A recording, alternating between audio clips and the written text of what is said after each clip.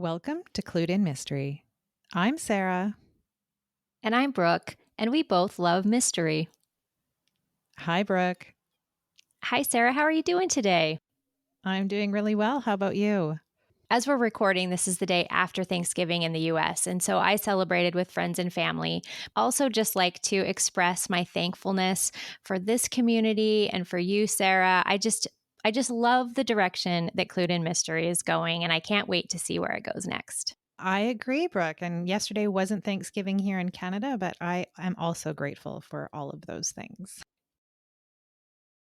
So today we are going to talk about cozy mystery. And for other subgenres in the mystery space, we've followed the model of you and I, Brooke, taking a deep dive and talking about kind of the history of the genre and some of the conventions of it, and then bringing on a guest to talk a little bit about the genre as well. And we realized that we actually didn't do that with cozy mystery. We just had the guest episode in our first season, I think, with Melissa Bourbon, who came on and we had a great conversation with her, but we didn't do that deep dive. So that's what we're going to fix today. That's right. Yeah. So the term cozy mystery is actually quite recent. It was coined in the late 20th century at a time when contemporary writers were trying to recreate that feeling that the traditional mystery novels from the golden age of detection fiction provided to its readers. And you'll remember the big names from the 1920s and 30s. We have previous episodes on many of them. They include Agatha Christie, G.K. Chesterton, Dorothy L. Sayers, Ngaio Marsh, and many others. But the mysteries from this time period were essentially intellectual puzzles, offering all the clues necessary for a reader to solve the crime along the way with the fictional sleuth. The traditional mysteries were conservative stories featuring a comfortable social structure, such as an English village or an academic institution, and then it's shockingly disrupted by a murder. Enter the gifted sleuth who is able to somewhat miraculously solve the crime and bring comfort and order back to the world. Following the World Wars, crime fiction took on darker, grittier tones. These were the hard-boiled detective novels of the 30s, 40s, and 50s. Hard-boiled or noir novels are less about the strict puzzle and more about the dark world of crime and the seedy life of the detective. They're rather nihilistic.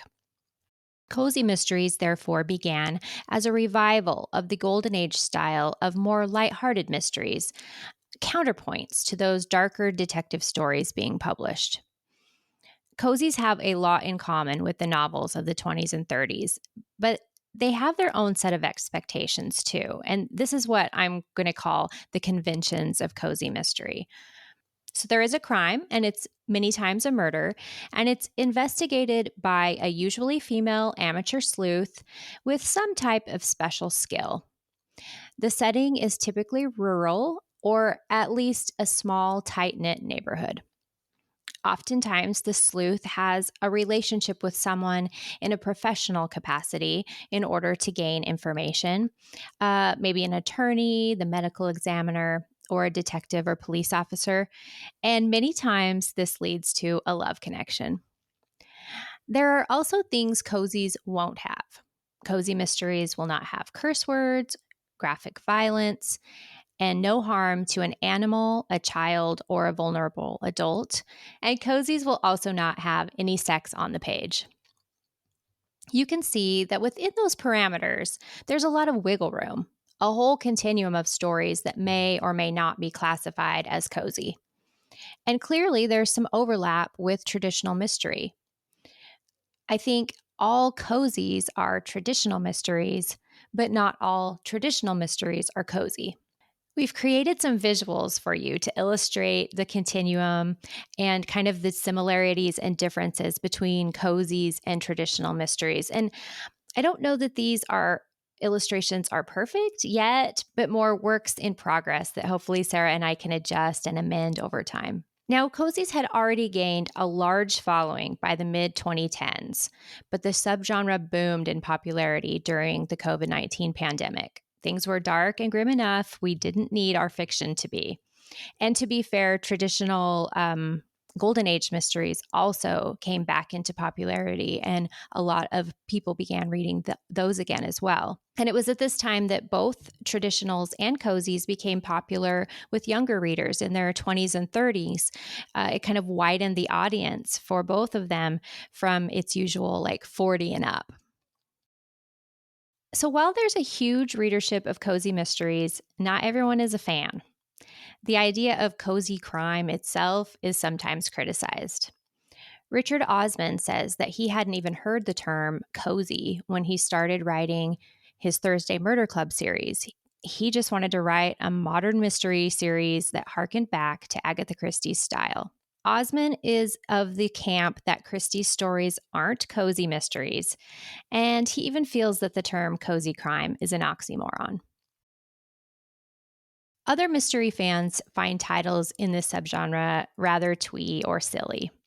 There again, I think it's important to note that there's a large spectrum of stories that reside under the umbrella of the cozy conventions. So everything from very clean traditional mysteries to the very sweet stories that I've learned that some readers are now calling cutesies. My research this week has led me to spend a lot of time thinking about why cozies are such a draw for so many readers. And I've come to the conclusion that we might need to add another requirement to the list of those conventions. And this would be the way that a mystery makes us feel. In reading a cozy, we generally care about or at least like the characters. We take comfort in knowing that the crime will be neatly resolved in the end. And we enjoy a fun trip to a quaint setting, all while joining an average Joe on a crime solving adventure. Thank you, Brooke. That was such a great explanation of cozies and the difference between, or the relationship maybe between cozy mysteries and traditional mysteries. And I love the idea of cutesies as um, kind of a sub genre because, I think that there's, as with so much about mystery, there's a real spectrum of the kind of mystery that you can get even under this smaller umbrella. Yeah, absolutely. Yes, that was a new term for me, but I do think that it has a lot of value in being able to differentiate the different kinds of these stories. This wasn't easy, and it's still not easy for me to, sort of parcel out the idea of traditional versus cozy. And I think that is part of the reason that we haven't gone here yet for this subgenre, which is so interesting because technically I would say both of us write fiction that falls under the umbrella of these cozy conventions. But again, it's like, where exactly do we fit? Are we more closely related to the traditionals? Where are you on that spectrum? It is it's complicated, I think. I agree. I mean, often when I think about cozies, I think about the, you know, there being a thing that the sleuth has, whether it's that they work in a bakery or they are part of a quilting group or whatever. It's, either something crafty or a place where they work or their hobby that kind of really shapes who they are as a character, which that's what I associate typically with cozies. And thinking about that, like you say, it's their job or it's their hobby that really brings out the theme or the feel of the book. And it made me realize that sometimes I think for many of these books, readers are reading just as much for the world building and that experience than they are, as they are for the mystery. It's a little bit when you go to Disneyland and everything, or another theme park, everything takes you into that world. The the walking path is the correct type of stone for the era, and the buildings look right and everything. And I feel like a really good cozy for those ones that are like craft or hobby based, it kind of builds everything around the reader so that they are enjoying the scenery and the cute little town and the delicious food just as much, that experience, as solving the crime. I think those books often include, whether it's a recipe right? Something that's been featured in the book, a cake recipe or cookies, or maybe a savory dish, or I think there's one that includes like a knitting pattern.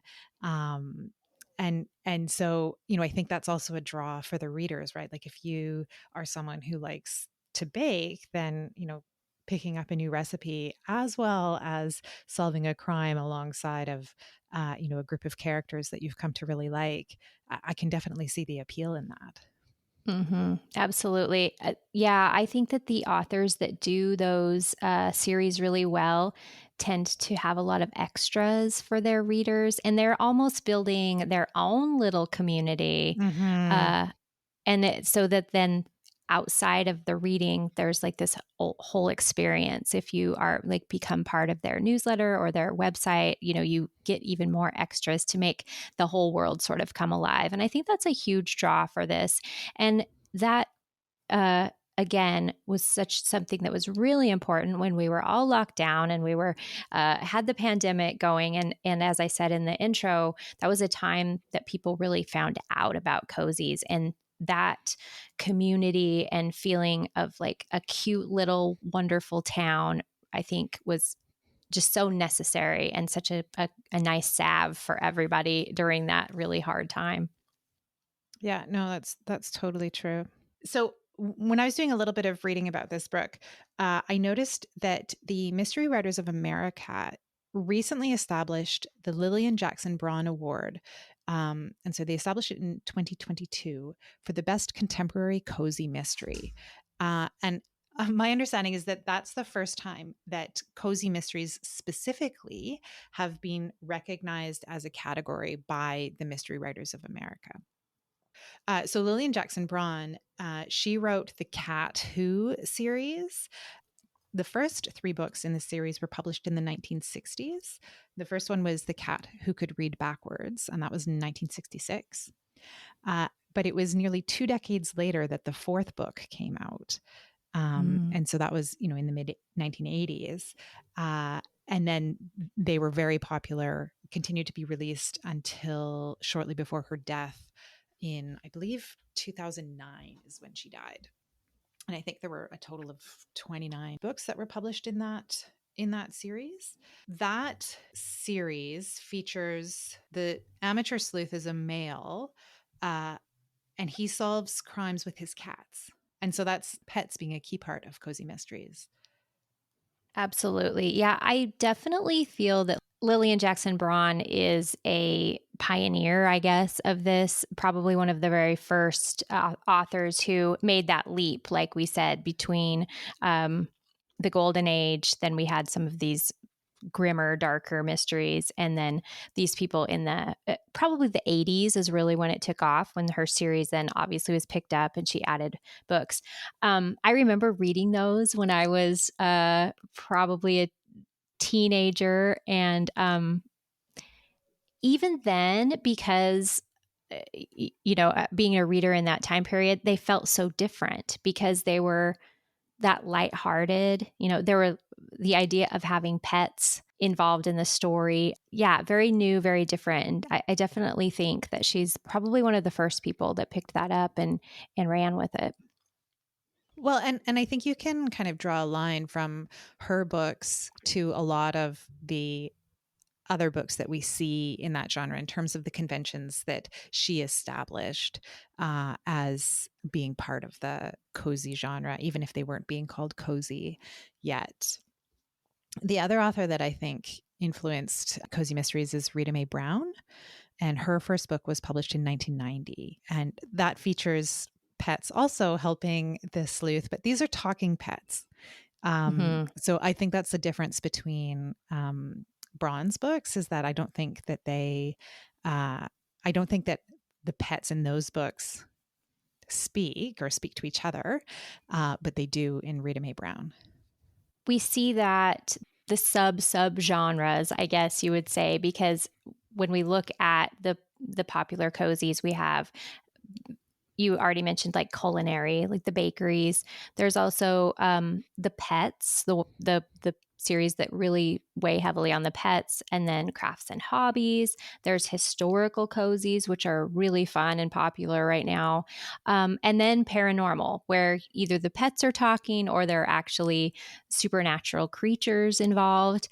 So even within the cozy subgenre, then we have all these different categories. And with really specific reader groups, I will say, like people who read paranormal cozies are not really that interested in reading, historical or non-paranormal, one of the other categories. It's interesting.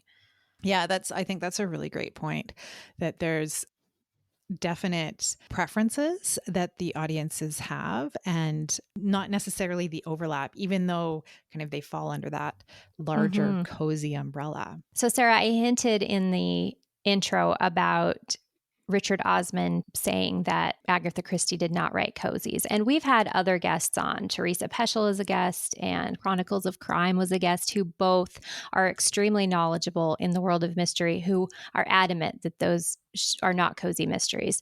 So, what's your opinion on that? I mean, I think I agree. I think a lot of Christie's work kind of fits in that cozier space, especially the Miss Marple books that are, set in St. Mary Mead.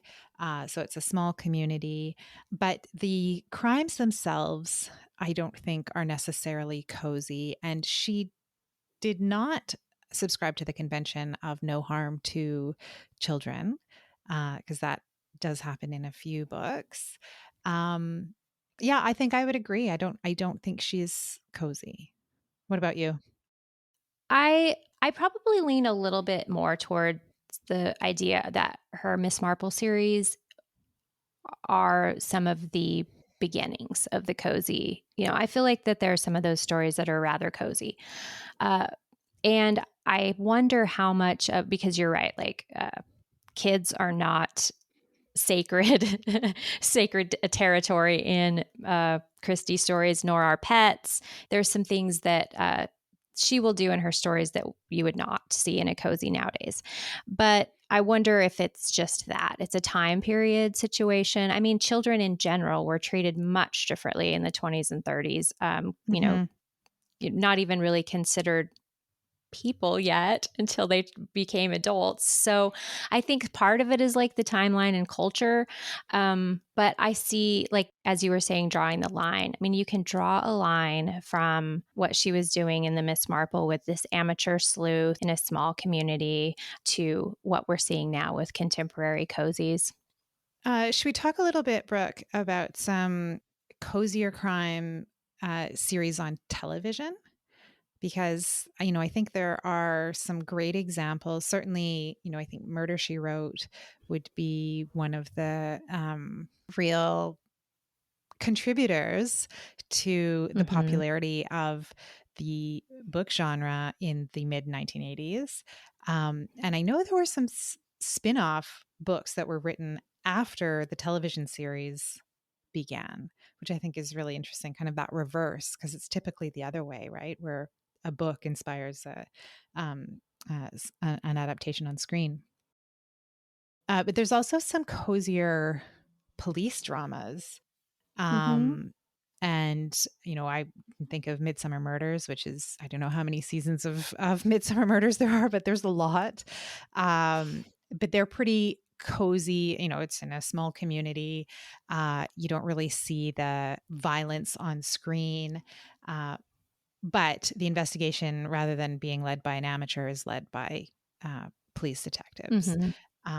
And I think there are a few other examples that we could name of kind of cozier police dramas.